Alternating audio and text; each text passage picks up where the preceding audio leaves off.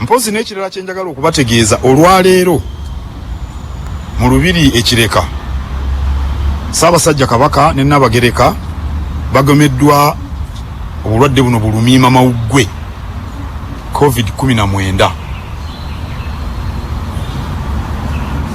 Nze ku lw'ebbalaza olwa wiiki eno baŋŋema mu bimuli bya Bulange wano obulwadde obwalumiima mawuggwe oba COVID-19. Awo nno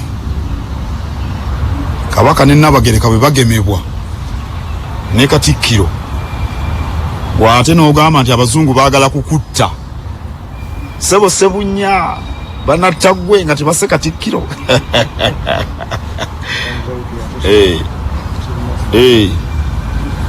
Kaawo kadde naawe ovuddeyo ku luno ebintu bibadde byokya.